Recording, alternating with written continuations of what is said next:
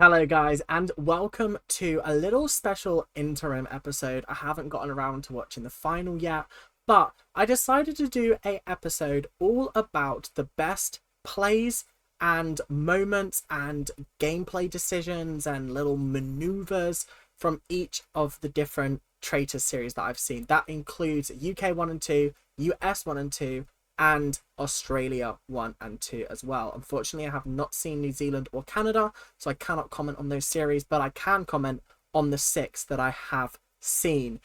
This video is going to be probably a little bit controversial. Everybody's got their different favourite play, everybody's got the best moment of the series. I might make a worse decision of the series kind of thing, but I don't know whether I will do that.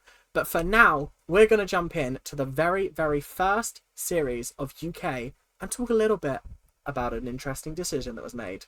So, what was the best move made in the first series of the Traitors, you may ask?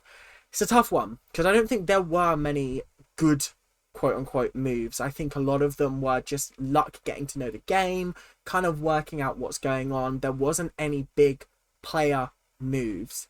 But I will say something that did work out spectacularly for them was actually the death row thing. The death row thing was very interesting because people expected at least one traitor to be up with the other people on death row. And I was interested in this because it's the only time that they've done this kind of thing where they haven't put a traitor up. I'm fairly certain, if I recall. It was a smart move because instantly the 3 people who were put up, I think it was Alex, John, and... who was the other person? Alex, John, and Ivan. Ivan was the other person. It was those 3, and obviously they ended up banishing Ivan, killing John, and then later on killing Alex, and it took 3 people out of the game, which was actually quite a good move. Targeting Ivan because he was on death row actually led them to actually get 2 people out because Tom was so sure that it was Ivan that at the next banishment they got rid of Tom as well, and then obviously that was when Alyssa left. So it's a really interesting moment in the series because it shows that they actually made a good decision by not putting one of them up in death row. It's kind of the opposite effect of what happened in UK2, where Paul very misguidedly put himself and Ash in. And I know there's been some hotly debated talk about this in the comment section, but I'm under the impression it was a poor plan from the get-go.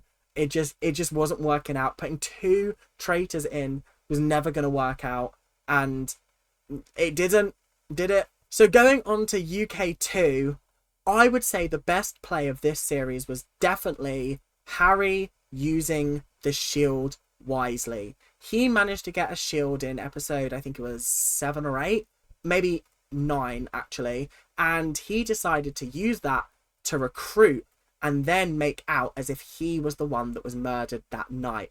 I thought that was a fantastic play. It changed the game and it really made people believe that he was innocent. Who would attack Harry? Because he can't possibly be a traitor. People started to maybe twig that it was he potentially had recruited someone and used the shield as an excuse, but that sounds like more of a ridiculous theory than the fact that the traitors just tried to kill him. I thought that was a really interesting moment in the series, and it definitely showed that there was a whole new level of gameplay that we hadn't even fully thought about yet. Harry made that move and it allowed to keep a recruitment secret, but also conceal his identity and get him to the end. I do believe that that was the moment that he won the series, because there was no way that Molly was looking at that and going, yeah, he's a traitor. There was no way. It was too good in that way. Does that make sense? So heading over to the US series. The first series of US, I was umming and ahhing over what do I choose. I genuinely believe that the moment that sold it for me was when Sari decided to turn on Ari at the end. That was the best play of the series. She could have ended the game there, and split the money with Ari. But instead of doing that, she decided to play on, and they had to banish again. But obviously, Ari just stepped out of the game and said, you know what, I'm done. I'm out of here. That is it. I'm good. So I wonder whether the game would have been wildly, drastically different if Sari had decided to end the game there. Because obviously then she would have split the money with Ari. But that was a brilliant move because, again, it sold her as a faithful to the other two. Why would a traitor want to banish again? It's all about these moves that trick people into believing that you are in fact faithful. And I gotta say, it's very, very telling that all three of the moves thus far have been from traitors. The faithful don't always get a chance to make these big moves to outwit the traitors. It's always the other way around. It's the traitors outwitting the faithful. And this moment sold Sari as the sole winner of this series, the sole survivor, you could say. And I gotta say, watching her do this was absolutely skillful, absolutely masterful, and I don't have any other critiques aside from she deserved to win that series based on that one move alone. Moving on to US2. US2 had a very interesting dynamic. I haven't finished the season yet, but so far there's been an amazing play that has already happened that I don't think is going to be topped, and that is Peter's shield trick. In the 6th episode, I think it was, they did the bird call challenge. It might have been the 5th episode actually, and I found it very interesting that they decided to keep a secret who had the shields. The shields were in fact won by Trishelle and Bergie, but Peter decided to team up with these guys and be like, yo, keep it a quiet that you guys have got the shield, because I'm going to tell some people that I've got the shield and hope that they target you, and then nobody dies. It was a crazy plan. Surely the traitors wouldn't fall for this. Peter decided to tell Parvati, CT, and Dan.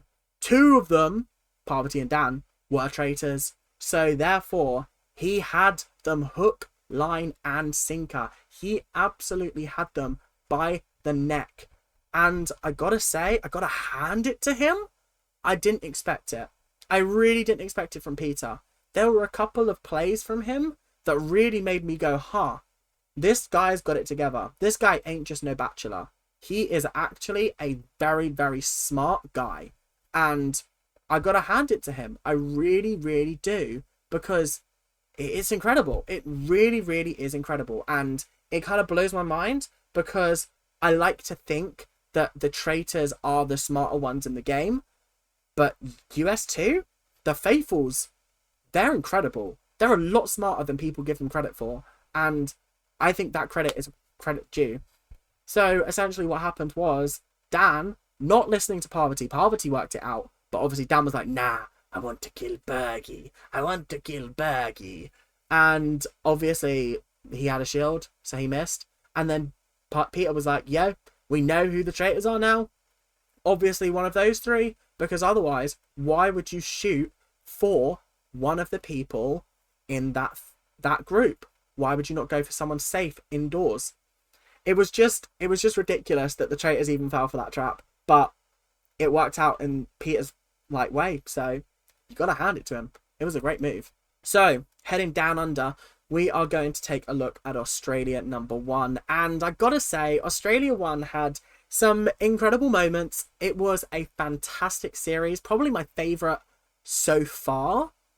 But it did have one move that made me gasp. And that was the plan to backdoor Marielle. Up until about episode 8 or 9, Marielle was under the radar, flying low. She genuinely had no suspicion on her. Aside from a couple of people that were like, maybe it's her. No suspicion. And then she made one wrong comment. One. And Kate picked up on it and went, rah. Went to talk to Teresa. Teresa went, rah. And then they both went, rah, together. And then all of a sudden, there's this plan to get rid of Marielle. But not tell Marielle that it's happening. It was incredible. It was juicy. It was exploratory. It was something that we've never ever seen before, is a back door. Quite literally, we're going to argue at the round table. We're not going to bring your name up, but we're all going to write your name down. That was insane. That was an incredible move, because not only did you take out a traitor, but you exposed Nigel at the same time. And Alex, who was a traitor at the time, agreed with it and went in on it. And that's how you knew that Alex was going to take it all the way and win the series. She absolutely decimated the competition. And you could argue that Alex, just being a manipulative game player, and I mean that in the nicest possible way, because her gameplay was incredible, was as strong as well. But this one moment sold me that the Faithfuls were a lot smarter than we gave them credit for in that series. They made some stupid decisions, but in that moment they were smart. And they got 2 out back to back. They got 2 out back to back twice. They managed to banish five traitors in the whole show. And there were 6. That's kind of crazy, I won't lie. I gotta hand it to them. It was good. So, we come to the black sheep of the family, Australia Season 2.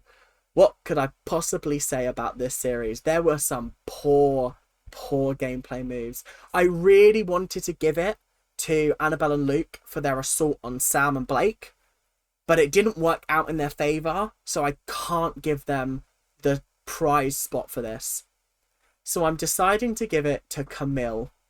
Why am I giving it to Camille? Because she stopped Sam from winning, and that is all that matters. I genuinely felt so bad for her, because they were really setting her up to fail towards the end. They were really setting her up to be the scapegoat, but she was smarter than they were. She decided to say steal as well, and all 3 of them decided to steal at the same time. It was such a gratifying moment after watching a whole 10 episodes of Sam being an obnoxious little weasel, and then that last episode, that last final moment when she went still. It was genuinely one of the best moments of reality shows ever. The most satisfying moment I have ever watched in my life. And that is why it's the best play of Australia Season 2. But that is all we have time for today. I'm sorry it's a little bit of a shorter video. I hope you guys have enjoyed. Make sure to like, comment, and subscribe, doing all of those YouTube things that you like to do. And if you've got a best gameplay moment, make sure to write it in the description down below. Not the description, the comment section. What am I on about? And I will reply to you. I'll see if I agree with you. If I don't, just chill. We're all calm. Okay? Love you guys. See you later. Bye now. Keep on ranting. See ya.